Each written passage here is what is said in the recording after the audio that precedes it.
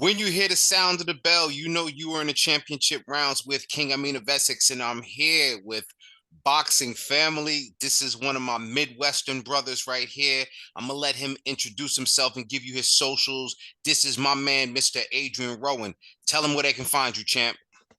All right, y'all. You can definitely find me at just Adrian Rowan on Facebook for my old heads because I'm an old head. You can find me at Black Man Jones on Instagram. And yeah, that's about it. I don't really do the TikTok thing, but yeah, you know me, boxing coach, DJ. I produce boxing events. You know, we just love this boxing shit, brother. Well, let's peel back the layers because you know how like you know somebody, but then you gotta like you formalize it, right? So it's many things that I know, but I don't know. So when did you first start boxing? I wanted to get into boxing when I was a kid, right? But my grandparents was like, it's too violent. So they sent me to Taekwondo, right? Well, I did really good at that, but I learned real quickly that shit don't work on the streets. You're gonna get your ass whooped trying to do all sorts of martial arts and shit. Then I did a little bit of the MMA shit when it first came out, though. No one knew about it before Dana had it, all that, back in its infancy. So I was always around combat sports. And then I got into boxing. I was always a huge boxing fan with my boy Chino, who be fighting. We used to do music together. So when we go out and do shows, he was a big Oscar fan. I was always a Floyd fan. So you know what I mean? Like we was always arguing, watching boxing, especially at the places that we'd go do shows. We like request that they have the fights. But from there, I started learning how to box. I wanted to go pro at one time, but then I got like a real serious gym job as a manager of personal fitness and all this and that. So that kind of, it didn't put the training on the back burner because I always kept training, learning from different coaches, but it put the whole career thing on the back burner. So I just stayed training, Two things I want to hit, champ. Did any of the because my son he's pretty good at Taekwondo, even at 5 years old, he's got, a medal or two, and I don't push him to do it. Hell, way more talented than I ever was. But I wanted to ask you about the footwork because some people think or like, the footwork, the translating from Taekwondo into boxing. What's your opinion on that one right there? I'm gonna be honest. I think that it's good for discipline, but you got to realize in Taekwondo, come on, brother. You see how they teach them to throw punches, right? A lot of times when they practice, they're throwing from the hip and all sorts of things. So they kind of fundamentally can teach a lot of bad habits. Now the footwork, you got to realize that footwork is set up to be able to kick people. So that's a distance thing. So it's not that the footwork's bad, right? But they're teaching you to be in range to kick somebody, which is a much further range than punching, right? So whenever I would like spar someone who kickbox or use a feet, I never was big on that, the kicks and stuff. I would always time when they had to put their leg down to close the gap. So yeah, it can help a little bit, but I think honestly, I think the Vasil Lomachenko route's the way to go. Doing ballet or some type of dancing or learning that kind of footwork. Well, let's talk about that, Mr. DJ, right? Because and I've picked up on this as of late, and respectfully, even my wife know, man. But Buddy's hips be moving, man. I'm a hell of a dancer nowadays, man. And is there like legitimate truth? Because we hear even football players, running backs have swore by dancing, especially ballet. Do you yourself recommend like a dance class, or what dance do you think benefits, or is just an overall hit? I think listen, you could do actual ballet. You could do I think Latin dancing, the tango, like some of the actual traditional ones will help because you got to realize I got an aunt who runs a studio in St. Louis. So she teaches that. She goes all over the world for competitions. Their balance is so good. No matter like their foot positions, their balance, it's effortless. That's why it works so well because they're moving their hips. Because the problem is you see a lot of people throw punches and what do? They don't move their hips. They're just arm punching. All that dancing teaches you to move your hips naturally with your feet. So I think that, any dancing where you're moving your hips a lot, fast movement, rhythm, balance, I mean, it's going to help. It's really going to help with your footwork. So it's strange to me why we don't have as many Jamaican fighters, West Indian fighters, because we be dancing, you know what I mean? Shout out to rest in peace to Mr. Bogle, you know what I'm saying? Like we be dancing, baby, but it never really translates. But which is your passion? Which are you more passionate about? And I know that's a tough one for you. Music or combat sports? Boxing. Listen, Mm. my thing is I use music to be able to run my gym, right? I'm not a rich dude, and anybody who's in this boxing game passionately, unless you just got a lot of money or you got some, day job that affords you the flexibility. My problem is I DJ at night so I can run a gym during the day and the evening, right? I love music. I used to do hip hop, put out a couple albums, but the thing is, this boxing thing's the goal. But how do you make money doing it? Like, to drop one, I'm actually producing a professional boxing show at the Pfizer Forum, the Buck Stadium, coming up here on June 24th.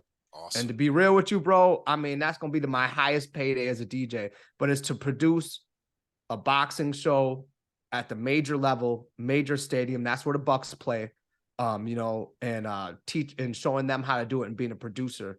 So that's the direction I'm really trying to go. I mean, I don't mind doing the bars and the whatever. It's a fun way to make my money. It affords me a lot of time during the day to, work on other stuff. But at the same time, definitely boxing. Way more passionate about that. To be honest with you, the DJing and the music is what makes the dream possible. Mm. That's real. I appreciate that, man.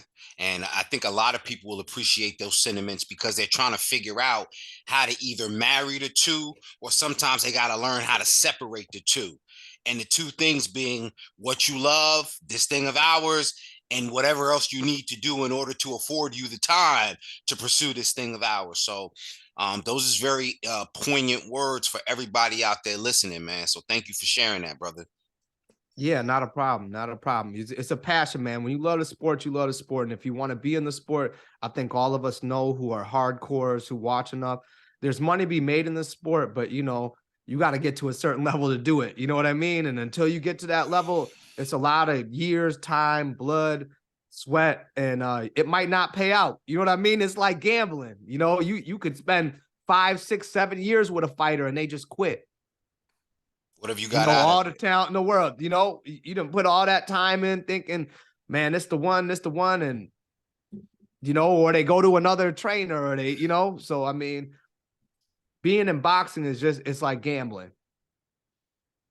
It's funny because a lot of people, related to the music industry, but you said gambling, and I think you're looking at it like more higher stakes because you're willing to invest. So you're looking for a return. And it's like it's harder to come by a return for as much as some of us are willing to invest. And that's what makes it such a gamble. Right. Like I'll put it like this. I've broken it down to my fighters. For every hour I've spent with them, teaching, training, driving them to tournaments out of state, this, that, and the other thing, I charge them $95 a month. I tell them by the time I break that up, I'm like, I probably make less than $2 an hour for each person. And they look at me crazy, right? I'm like, man, ain't nobody getting off their ass for less than $20 an hour these days. You know what I mean? So I always explain to them, like, you don't understand how much I love this game, because I'm sitting living in a little shitty ass apartment when I could just go out. I'm talented enough to go do other things. I could go out, work a day job, work my DJ business. And let me tell you, I mean, I'd have way more paper, comfortable. But I'm willing to be uncomfortable to be a part of the sport, because I believe truly that as long as you keep grinding, you're going to get to a certain level. It's just grinding.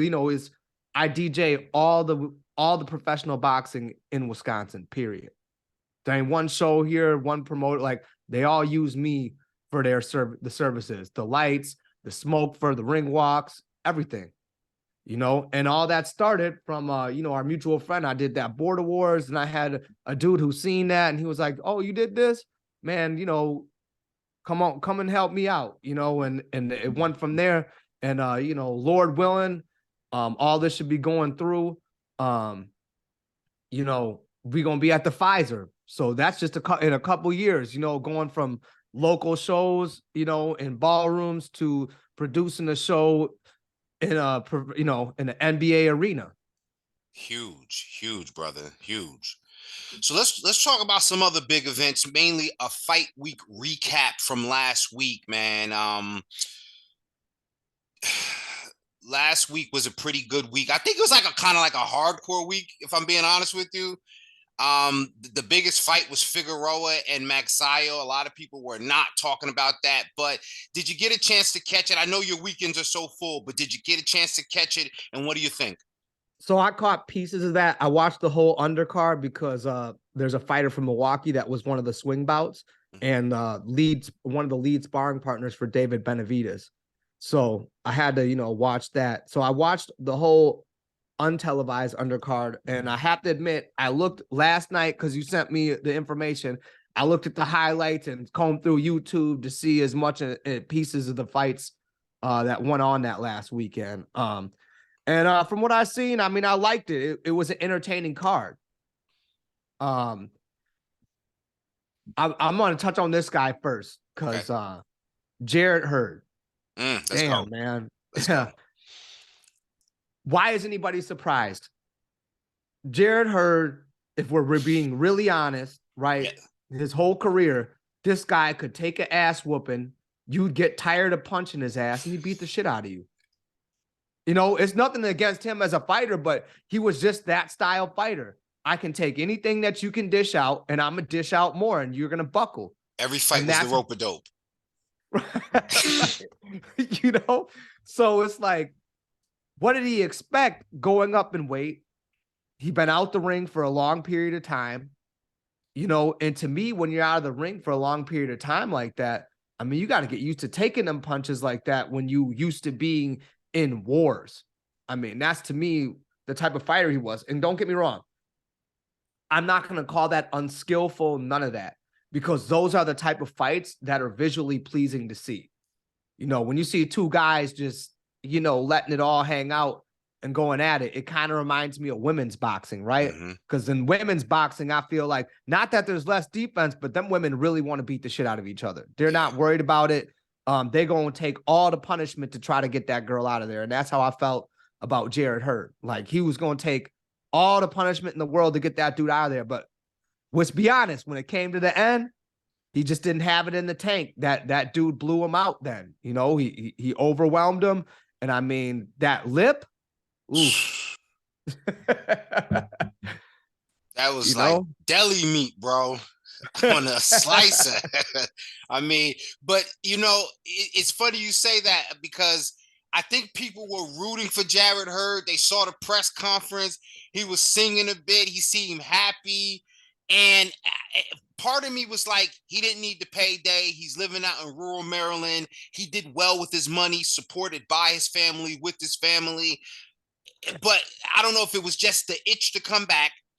Probably a good purse to come back on the card he came back on, and just to see where he's at. And I'm hoping he's ready to just say, something, guys, maybe I'll do a couple ballroom fights in Maryland for some up and coming fighters, but I'm not trying to contend again. What do you think? Yeah, I mean, I think with the style of fighting that he fights, yeah. I mean, you're taking punishment, and let's talk about the punishment boxers take, right? It ain't the dude that gets knocked out in the first round. It's a dude that consistently takes punishment and head trauma. Yeah. The whole thing about these guys, and like, even when I tell my guys, I got a bunch of Mexican fighters, they like to fight. I mean, they don't want to hug you. They don't want to hold you. You could hit them 6 times in the clinch. They think it's pussy to grab you and hold. I'm like, nah, man, you lose the fight doing that shit. But you know what I'm saying? Like, when you got guys that take that kind of punishment, you got to save them from themselves. Like, sure. You can only take so many punches to the dome. I mean, a doctor will tell you that. There's only so much damage you can take up there before it starts to affect you. And I mean, like you said, he can go out in a game if he's been smart with his money. Why are you up here? Who are you going to beat? Because I look at it like this. When fighters who have been to the top, fallen off the top, taken time off, but are still trying to get back to the top, be realistic. Can you beat anybody in the top 3? And if a fighter, like all fighters think they can win, but if you got people around you going, you ain't touching the top 3, what the fuck are you doing? Yo, and his weak, and I don't mean it disrespectfully, and we'll get to part of the reason why. Part of it is absence, but as weak as the middleweight division is right now, I still don't see him contending. Like, you know how you see some fighters contending in a loss? This is like, nah, like, yo, we love you too much to see you go out bad like this. So, nah, man, I think he should, you know what I mean? And I said the ballroom fights because maybe there are, shit, Floyd can't hang it up, right? And before we even get there, let's talk about Manny and Conor Ben.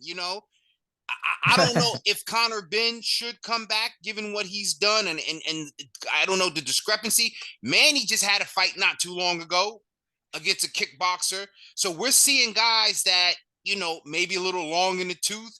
Maybe they should give it up. These guys are not going away, so it kind of don't look crazy to see Jarrett Hurd coming back. Really, do it? Okay, but I mean, but look at Manny and Floyd. They fighting dudes that pose no threat to them. True. I'm just saying, like when you in there playing, it's like getting in there and playing me having a kid come to the gym who undersized, small, don't know nothing, and getting them in the ring and be like, come on, let's go. Let coach show you how to do this shit. You know what I mean? Like, there's no competition there. It's different for Jarrett. He's trying to contend with actual boxers. Now, I think that, yeah, he could take some low-level fights, but how much money is he going to get? Or he could be doing this shit. It's coming to Milwaukee April 1st. The dude Game Bread Promotions. Yeah. He's got Roy Jones Jr. fighting Anthony Showtime Pettis. That's the headline. But it's a bunch of boxers versus MMA guys, basically, right?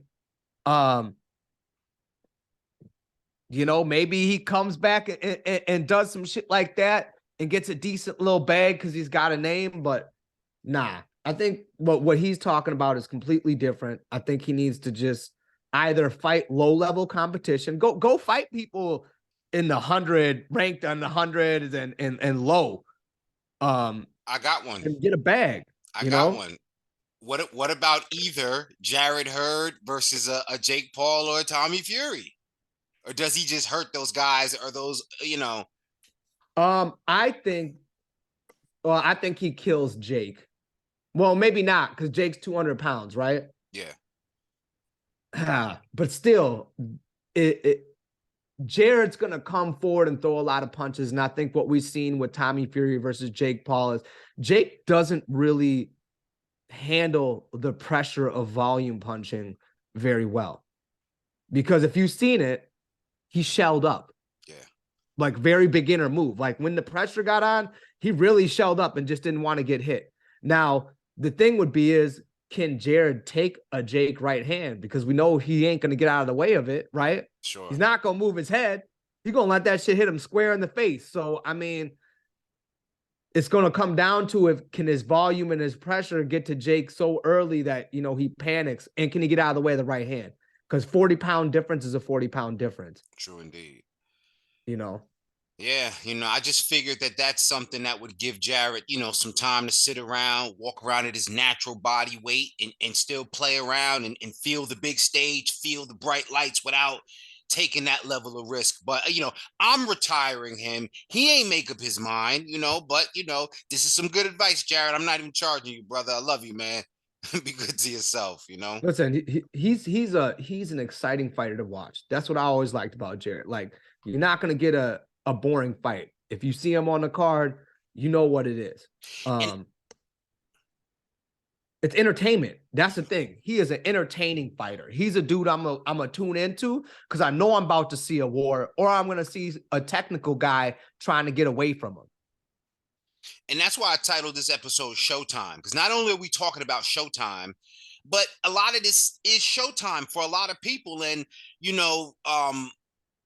I was happy that PBC had a card because I usually favor Top Rank, not because of Bob and that stuff, because I dislike that. But if I'm being objective, they usually have the better cards. There's a lot more depth. You can watch their prospects.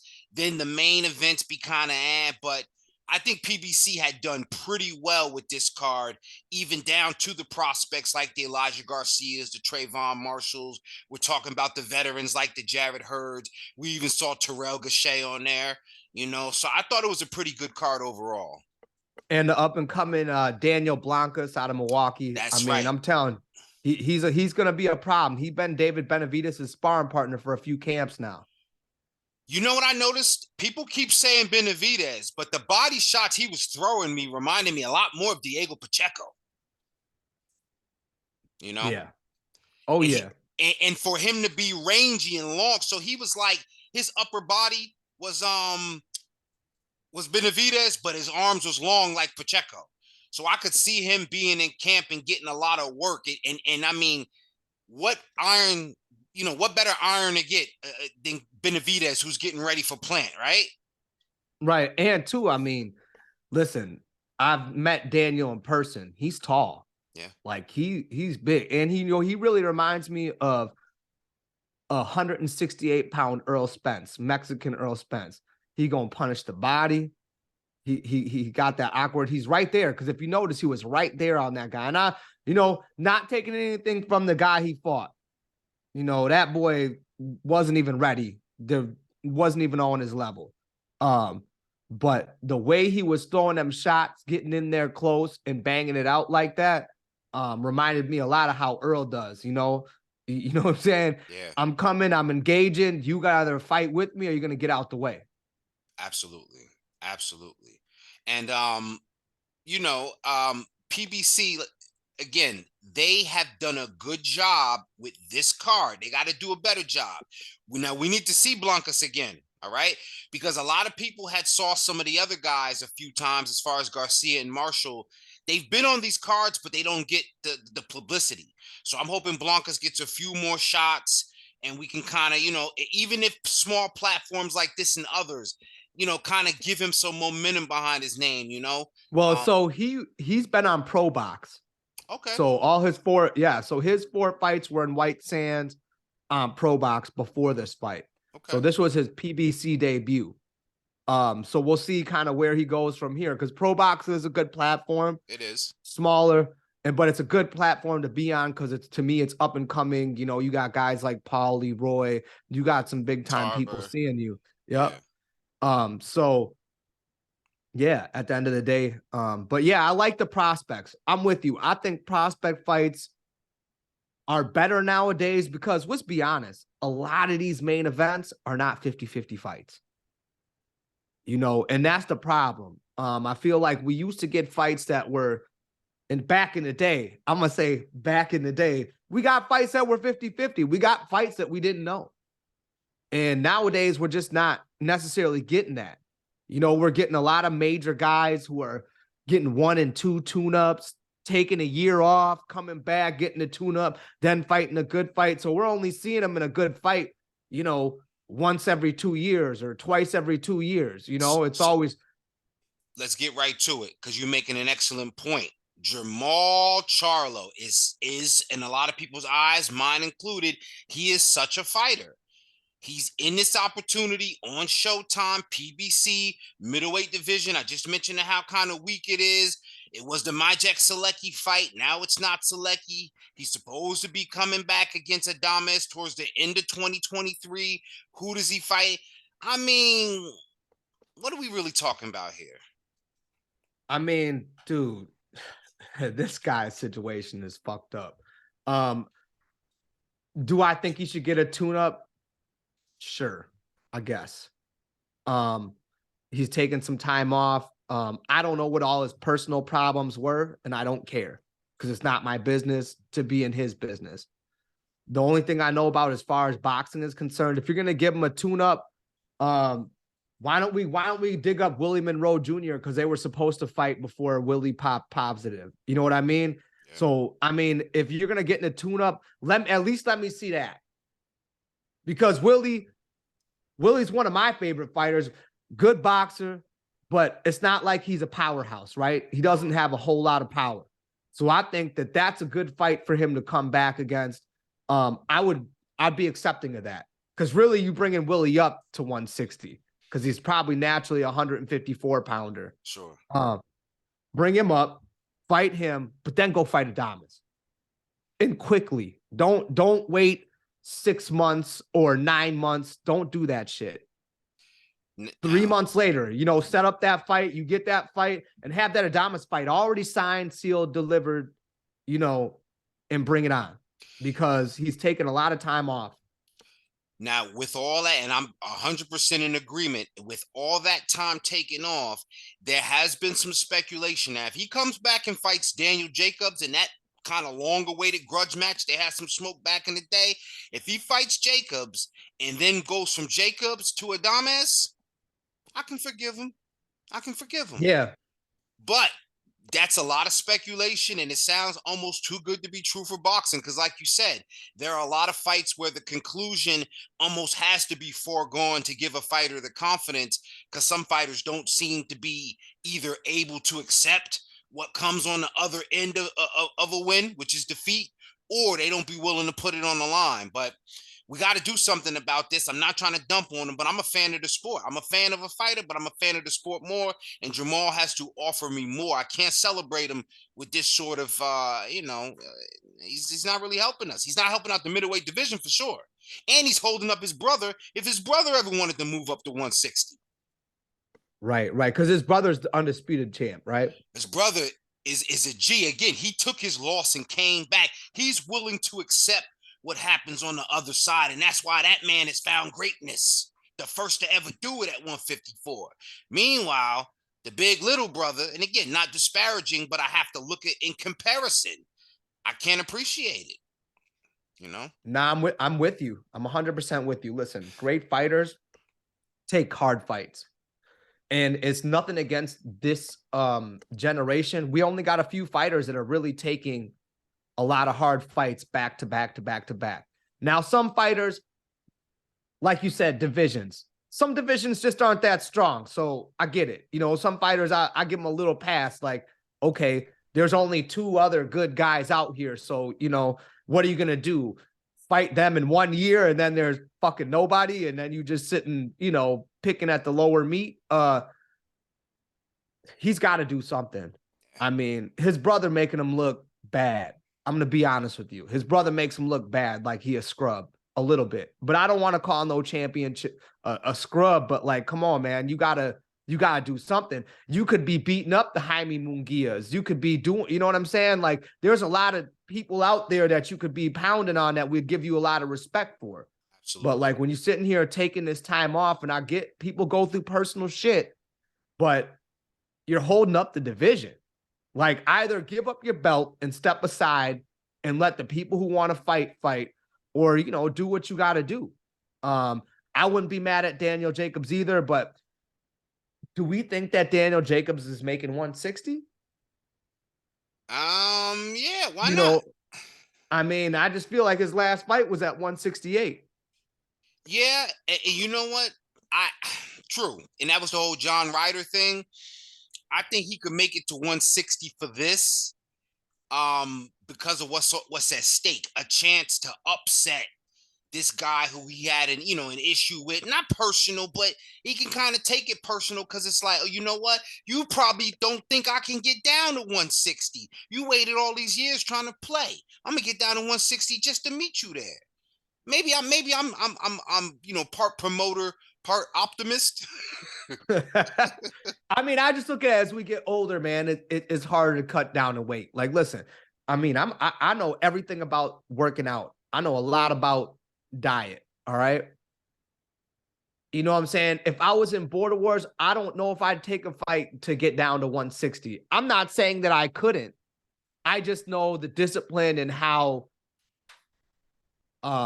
drained I would be to do that compared to what my walking around weight is. I'm not saying I can't.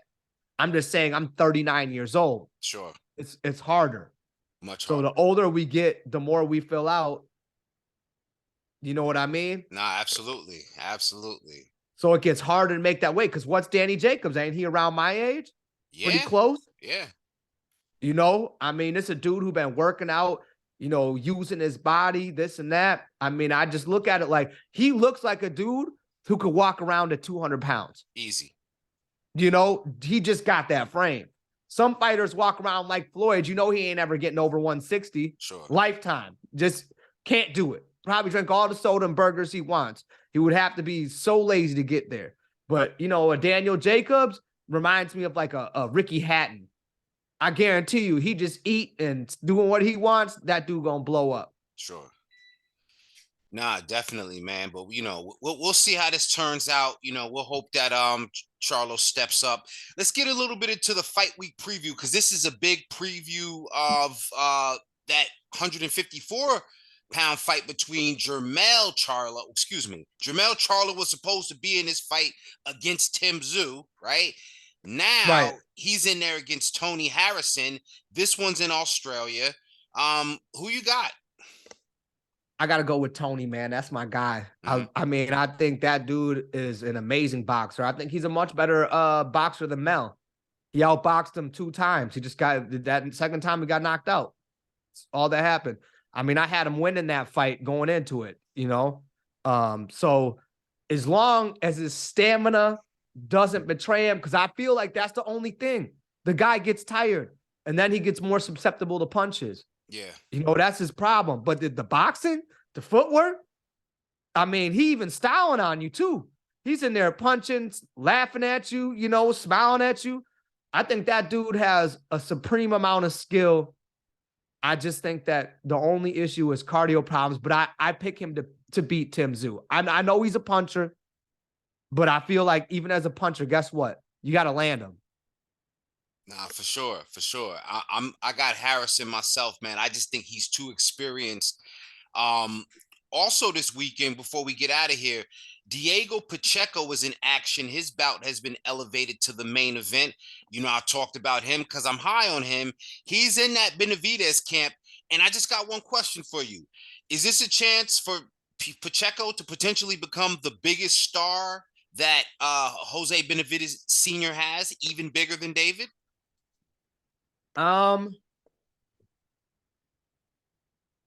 It depends. I mean, if David smokes Caleb Plant, no. But close, really close. I mean, I think Benavidez Sr. has a really, really good, he's got a good lineup. He's got a good roster. But I'm not sure if that makes him bigger than David. Sure. I'm really not. I think it makes him close, maybe put some neck and neck. But I just think David Benavidez, he's in that Canelo Alvarez weight class where Canelo's undisputed. So I think it's hard to make a case to where he would be a bigger star. Sure. And not to create any dissension or comparison, but you just have to look at the opportunities that Pacheco, I mean, this to fight in front of an international audience at this point of his career, and then come back stateside for the even bigger fights, or perhaps, you know, see what's happening over there. I just think, you know, and this is what all trainers, you know, hope for, that you got a couple stallions in the barn. You don't want just one, right? You know, Right. So this is good. Plus, you know, Junior's, you know, he's in Creed with a pretty significant role. So I say in the Benavidez, you know, that camp is doing pretty swell overall. So salute to them, man. Well, you know, I didn't even think about that. Yeah, you know what? The fact that he was in Creed 3, you might be right. Then you might be right. Because I mean, every casual, I'm going to see that tonight with my pops. Yeah, every casual, people who don't know shit about boxing, I mean, it has crushed the box office. I mean, look at what Creed did for Tony Bellew. Look what Creed did for anybody before. You know, like even the Rocky movies for fighters that were actual fighters. Nah, for sure, man. So I'm with you. Yeah, this could launch him as long as he plays everything right through social media and pushing his brand. Yeah, this could definitely launch him into a huge category. For sure, brother. Well, you go ahead and push your brand through social media right quick. Let the people know where they can find you. All right. So check me out, Facebook, Old School Boxing Club. You know, give us a like, give us a follow. As you can see, I got the shirts here. I got hoodies. So, you know, reach out, inbox me. You know, we will ship anything. We also have a Stand Tall nonprofit on Instagram. Listen, we sell workout gear, weight belts, everything at about 50% of the cost. All the money goes to memberships for the gym. Like when we got kids who can't afford boxing or kids who can't afford to do stuff, this money pays for their membership. This money pays to take them to tournaments. You can find me at Black Man Jones on Instagram and Adrian Rowan on Facebook. Ladies and gentlemen, this is my guy. Thank you for making the time. And I know you're going to be a return guest. And I definitely need you to pass that information along about that event. I want to be able to share it. And, you do so much for the Midwest, especially the Wisconsin area. And anybody that's tuned into us, go ahead and check him out. Give us a like, drop a comment. We in here in the championship rounds, ladies and gentlemen. Salute, champ. Deuces.